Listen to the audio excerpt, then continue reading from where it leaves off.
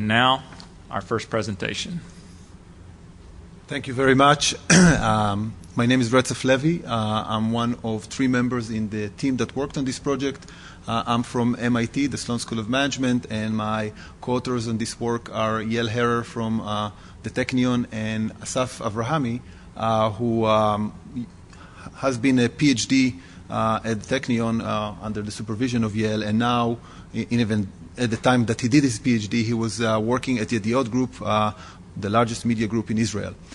Before I start to talk about this talk, I first want to thank the Prize Committee for giving us the opportunity to be here today and talk about this exciting, at least for us, work. I also want to thank the people in the Yedioth Group that I think that without their willingness to explore some new ideas that, fair to say, were not necessarily within the mindset and the DNA of the organization, without their willingness to explore those ideas, I don't think that this project was possible. I also want to thank the people at Yedioth for letting Asaf actually the possibility to do a PhD during the time that he was actually an active manager and leader within the group. And again, that was essential for the success of this project. Finally, I want to thank all my students and postdocs that helped me prepare this presentation, and let's just get started.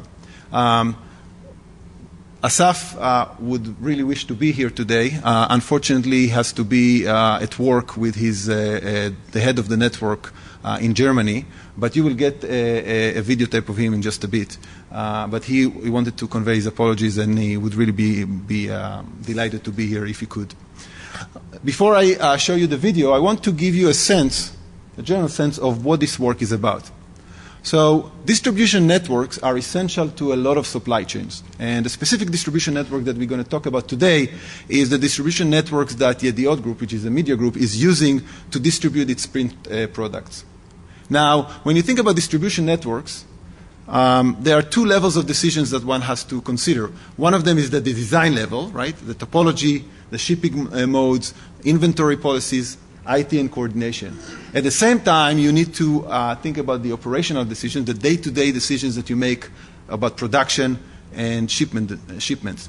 Now, what I'm going to talk about today, I'm going to talk about a new concept that is relevant to the design of distribution networks that we call 2-phase delay distribution. And this concept is enabled both by new algorithms, new models, and new IT solutions that really enable the implementation of this new concept.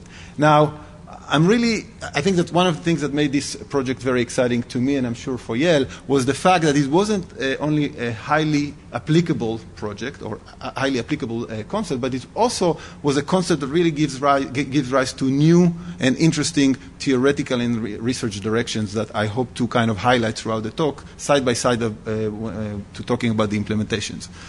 Talking about the implementation, and maybe as an evidence to the applicability of this model, the main implementation that I'm going to talk about is the implementation that we had at Yedioth and the impact that it has on the organization.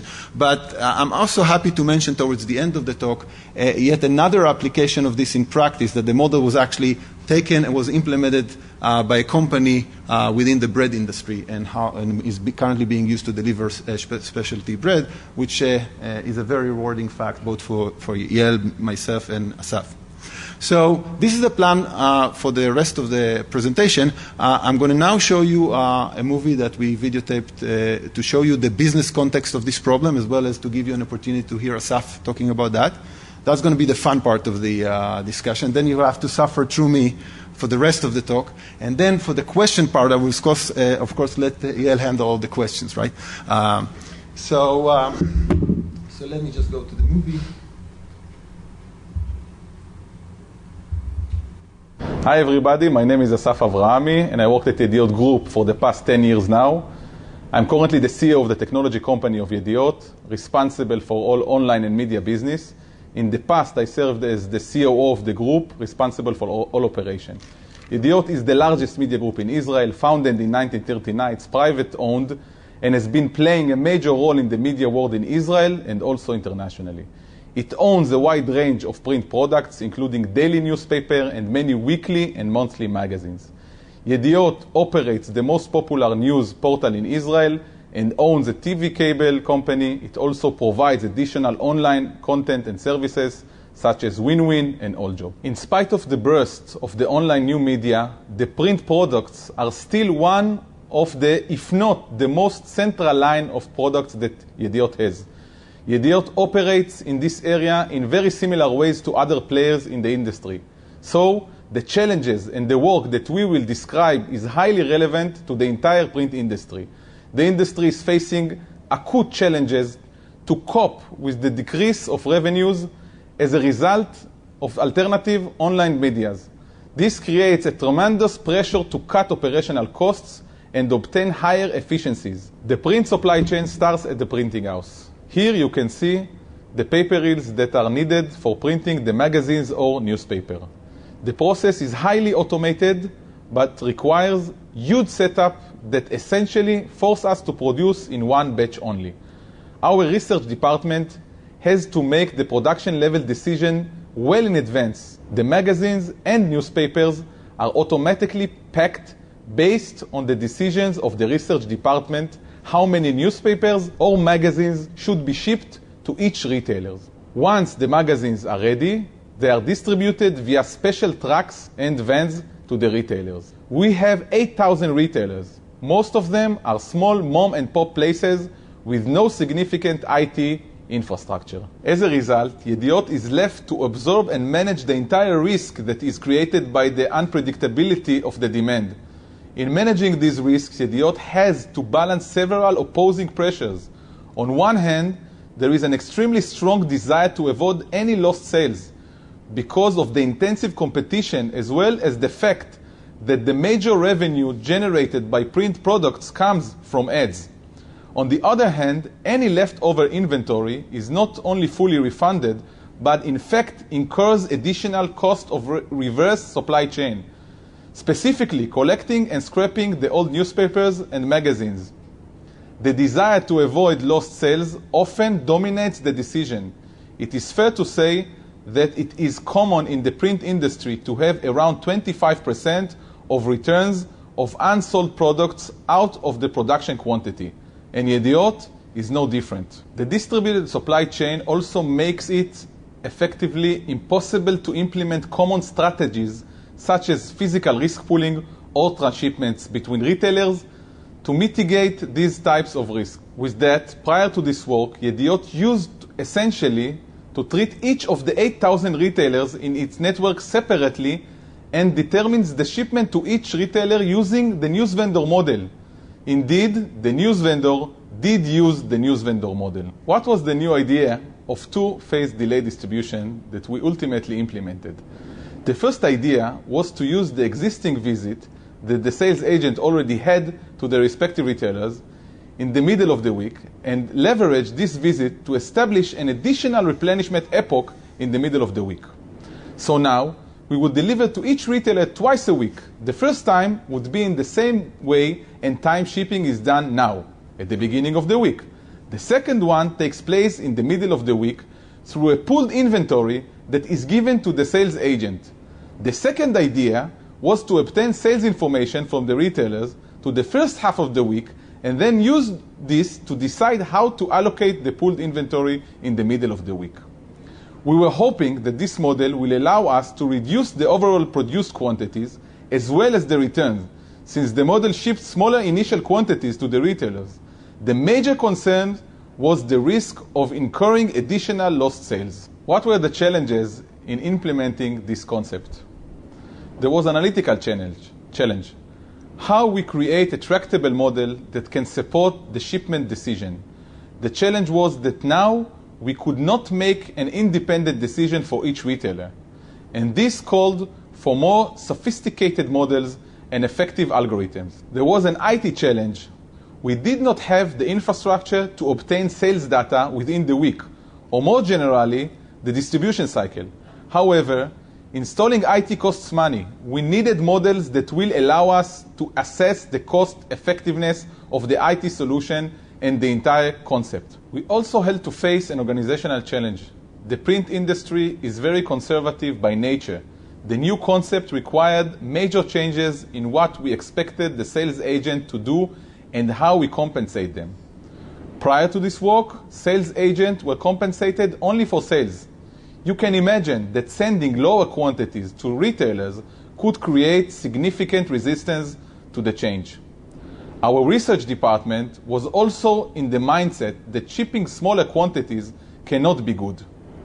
The innovative model that was presented to us, based on 2 phases delayed distribution concept, was implemented in our organization with the assistance of our sales agents. An initial quantity was sent in the beginning of the week to each one of the retailers. In the middle of the week, the sales agent redistributed copies to each one of the retailers from his inventory according to the model. The results were amazing. There was a dramatic reduction in total print, and return dropped down accordingly. As you will see from the presentation, the results of this work are dramatic.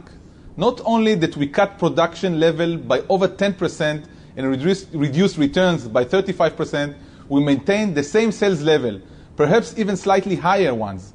We are still working on many aspects of the work and how to scale this work even further within the organization. However, I think that perhaps the major long-term impact in one of the cultural of the organization and the trust we build in data analytics and the opportunities that we have in using operation research methodologies and mindset to improve the way we do business. Okay, so we pick up from here.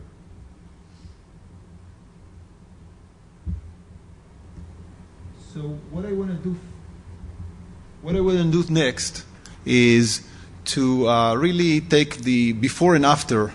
The model existed before, and the model that we kind of talked about, and kind of speak about it in the language of operations research, model it, right? So what we had before in the old model, there was a one decision at the beginning of the week of how much to ship. First, how much to produce. This is denoted by Q0 and has a cost per unit cost of C, and then how much to ship to each one of the retailers. And then during the week, each retailer would face a demand that was random. We denote that by DI for retailer I. And typically to the news vendor model, each retailer experienced either losses or leftovers that were picked up after the week was over and were scrapped. Now, while we write this, I want to highlight the fact that from the perspective of Yedioth, the quantity that they actually had to scrap was something that they could observe. The quantity of the losses was naturally something that they could not observe. And that kind of is a side comment. From their perspective, whenever they ended up with no inventory in each one of the retailers, they already saw that as an alarmed signal that potentially could indicate that there were some lost sales. Okay? What was the new concept? The new concept had 3 major ideas, like as Asaf described. We wanted to use the sales agents and leverage an existing visit that they had to each one of their retailers in the middle of the week to take some quantity from the initial shipments to the retailers and put it aside, pull it together. Okay? In order to implement it, the other idea was we needed to have information about the demand and the sales during the first half of the week. That will allow us to decide what is going to be the second shipment that will be sent to the different retailers. And the enabling technology to do that was either EDI or RFID. Now, from a modeling perspective, what we need to decide now is, again, the production level. But now this production level is being used to do 2 things initially. One of them is to decide how much to ship initially to each one of the retailers. And the other one is how much to put aside, this is Q1 here, for the sales agents to be used in the second replenishment epoch. Okay? That will take place in the middle of the week. Again, we would see the demand in the first half of the week this time. We'll either experience lost sales or some leftover inventory. And then, based on this level of inventories that I will have in each one of the retailers, I'm going to make a decision of how to use the quantity that was pulled aside with the sales agents to send a second shipment to each one of these retailers. This is QI2. Okay? This will lift up the inventory level in each one of the retailers towards the second half of the week, over which they will again experience random demand, and we now denote the demand in the second period with superscript 2 here. And again, like before, we will experience either losses or leftovers that will again be scrapped. Okay? Now, as Asaf mentioned, unlike the previous models in which I can actually think about each retailer separately, since here I pull together a joint quantity, I really have to think about the problem jointly, and I make really a joint decision about how much I produce and how much I ship to each one of the retailers. So let's just try and model this. And we're going to model this as a two-stage stochastic program with recourse. In the first level, the first step, we have essentially three types of decision to make. One of them is how much to total to produce. The second one is how much to ship to each one of the retailers. And the third one is how much to put aside with the sales agent. And what is the objective that we are trying to optimize? We want to minimize the total cost over the decision variables, where the cost, the immediate cost, is the production cost, the C times Q0. Okay?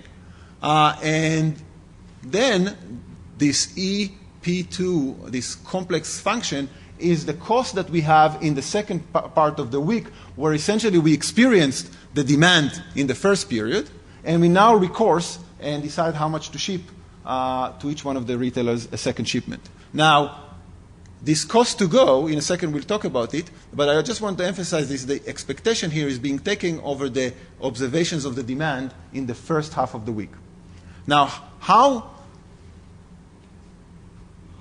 the second stage problem looks like. The second stage problem looks like in the following. So the input to the second stage problem is the inventory balance that I have in each one of the retailers, which this is exactly the difference yi minus di.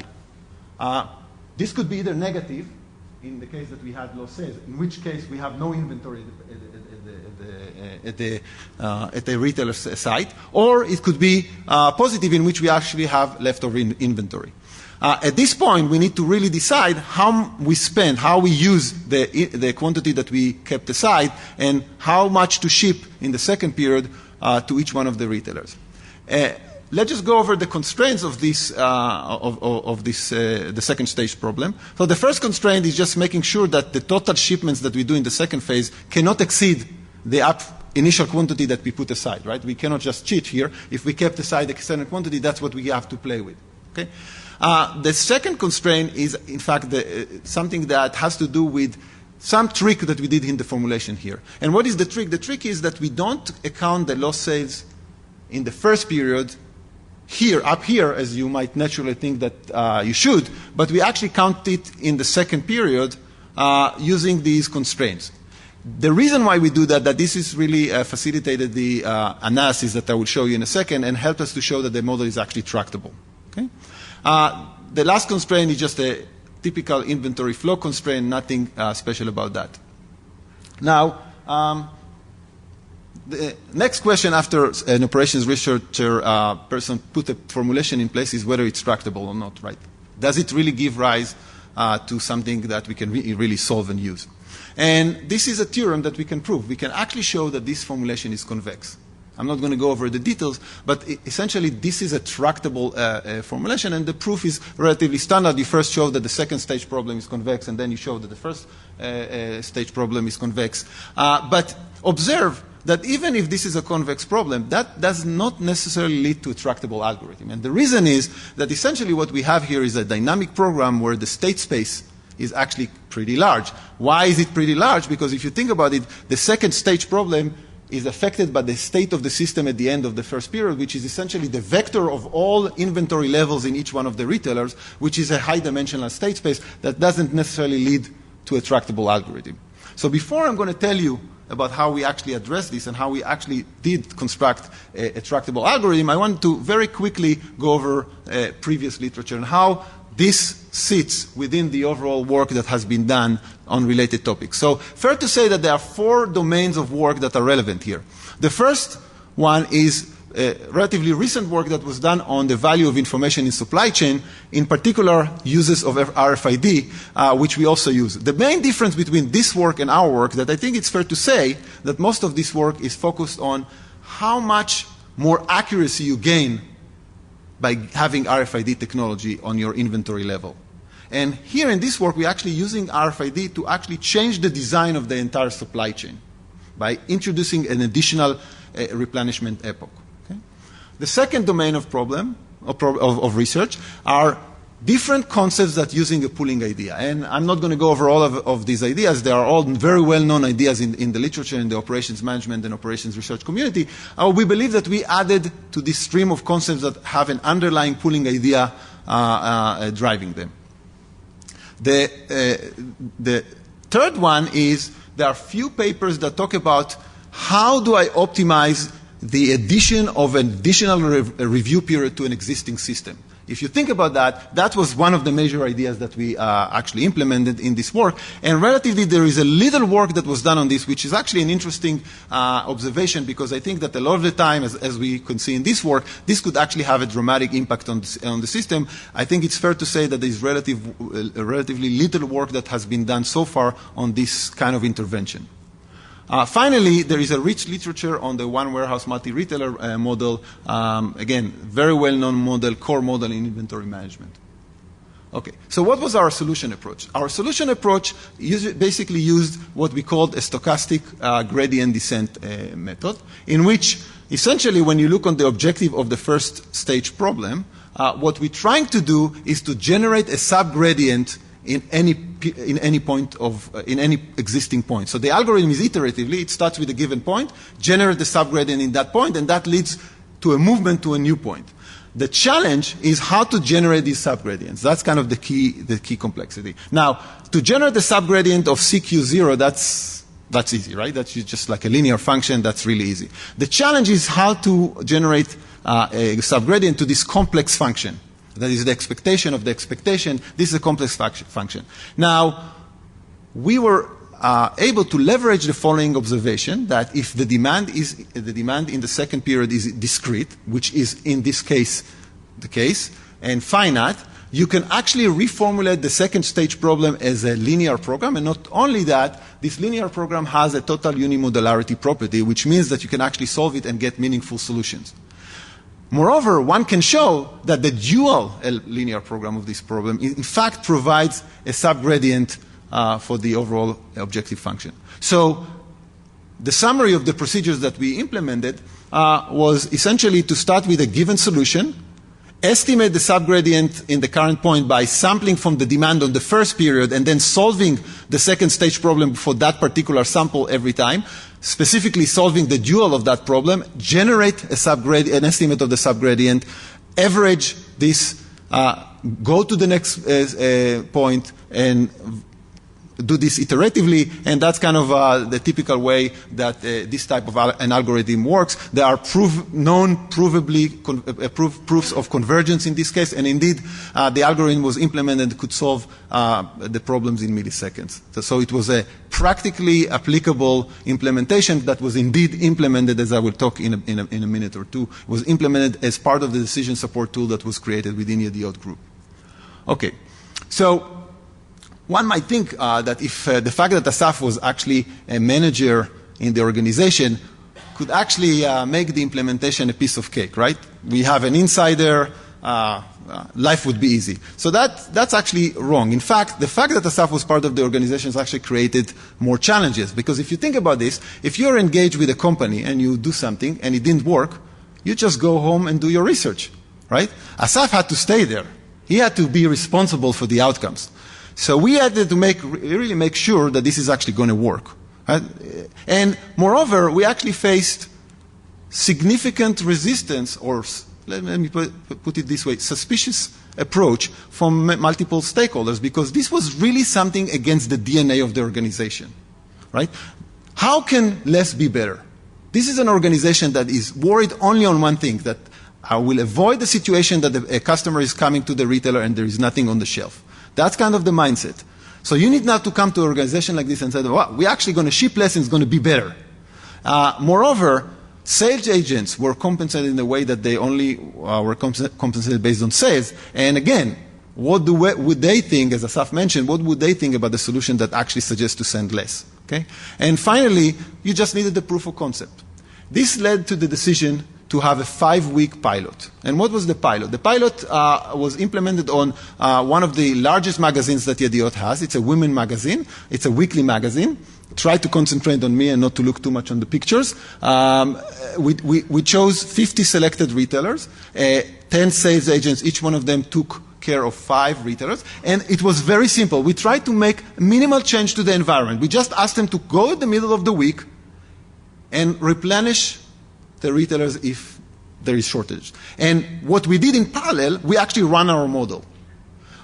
What we accomplished here, that we were able to document the in-week demand and therefore to precisely quantify how much of improvement we will obtain with the new algorithm. So let me just show you the results. And I'm going to compare it along multiple dimensions. So first of all, the order quantities, we showed that we could actually decrease them by 9%. The returns, we showed them that could go down by 38%. The sales, in fact, stayed the same. In fact, maybe went up by a little bit. And then the stockouts, remember that they didn't really observe lost sales. They only observed stockouts when suddenly they came to the retailer and they couldn't find anything. And now you keep wondering whether you lost sales or not. They actually also went down significantly. This was considered a dramatic effect. And moreover, I want to emphasize that this is just a direct impact. In addition to that, being able to reduce the production quantity actually freed up capacity for the organization to actually be sold to other customers that they were able to provide. So there are more savings hidden here that I'm not even talking about here. This is just direct savings. What was the next step? We actually were ready to go to a large-scale implementation that was implemented on 15 magazines. Essentially, everything but the weekly newspaper that they have. And in a second, I will talk about what are the challenges there. The model was implemented, is solved on a weekly basis. The recommendations were initially manually modified, and it's currently being implemented in 400 big retailers using EDI technology. Sales agents' compensation was also changed, and now they are being compensated not only on sales but also on returns. So we aligned the incentives with the concept of the algorithm. Okay? Now, the results were similar, in fact, even better. And these are the reductions in production levels.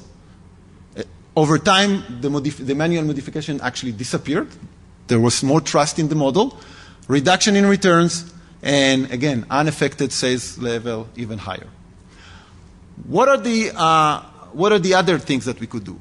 Actually, an interesting question arises here is where to actually locate this additional review period.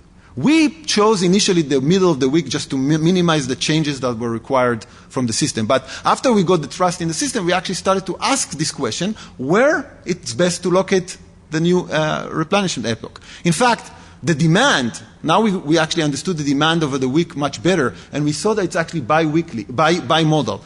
A lot of sales at the beginning and a lot of sales at the end of the week.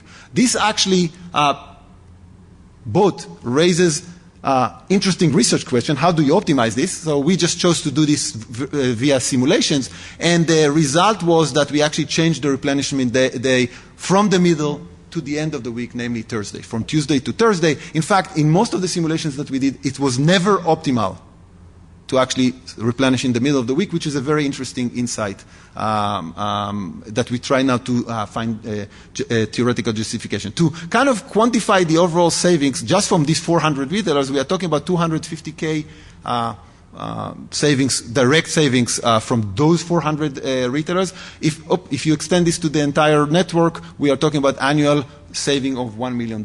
Now, what stands in the way of extending this to the entire network is the fact that in most of these mom and pop retailers, we don't have the infrastructure of EDI, and therefore we need to explore other technologies like RFID, which we currently pilot in 5 retailers. And the model is the same, just the IT technology is different. And this is how it looks like.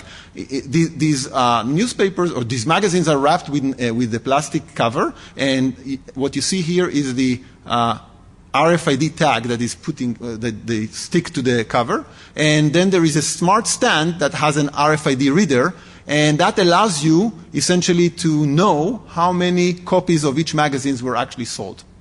automatically. So that's kind of the idea. It is being assessed currently. Moreover, we wanted to now take this idea and move to the weekly magazine, which is maybe one of the highest profit generators for the network. There, the challenge is that instead of a week, you really need to respond within hours. And that puts a new dimension of challenge on the logistical implementation of this. We're currently piloting this. The results are still dramatic, but the implementation is far more complex and challenging for the organizations because of the rapid response time that you need to have in order to actually get the second shipment on time to the retailers. Finally, we were happy to hear that this concept actually has been implemented by the company that created the tool for Yedioth. They actually went and actually sold it to a bakery. And they are using the same model and the same technology, RFID technology, to actually deliver and distribute specialty bread. So here what you see, the breads are on the shelf. Each bread has an RFID tag, and there is a smart reader on the shelf. And if you think about this, they have the same characteristics. Perishable goods, right? Weekly distribution. So it's not surprising that this was actually a good fit. Okay? Let me just conclude by some thoughts about RFID research. So I think that one thing that we kind of took away as researchers, and I think it will affect our research agenda going forward, is that if you think about what was the focus of our research as a community on IT technologies, especially RFID, it was more what we call more of the same. Specifically, what I said before, the focus was how more accurate information is going to help us make better decisions. To some extent, we looked on RFID as a barcode, as a better barcode, right? But we believe that this example actually reveals additional opportunities that are as significant to actually use this to change the design of the supply chain, change the processes and the decision-making in the supply chain, and actually enable new algorithms and obtain very significant impact. So I think that beyond the practical application of this, we believe that there will be more practical applications, but also a lot of additional research and many interesting questions, at least we are sure that we're going to explore in the coming weeks. Finally, let me just summarize the main takeaways. We believe that we introduced a new pooling concept. It seems to be applicable not only in one industry, but also in the bread industry, not only in the print industry. The interesting thing is that the model was used both to make strategic design decisions to assess whether the concept is actually worthwhile, as well as to support the operational day-to-day shipment and production decisions that Yedioth had to do. And one more observation is that one additional distribution epoch or shipment epoch really made a tremendous impact. In fact, when you simulate this, sometimes, in most cases, it almost gets you all the way to full physical pooling, which is something that we observe in different places of research in the operations management, operations research work, but I think it's worth a theoretical explanation in this specific context. Thank you very much. I appreciate the opportunity again, and I want again to thank all my team members, Yael and Asaf, for being such an exciting team to work with. Thank you very much.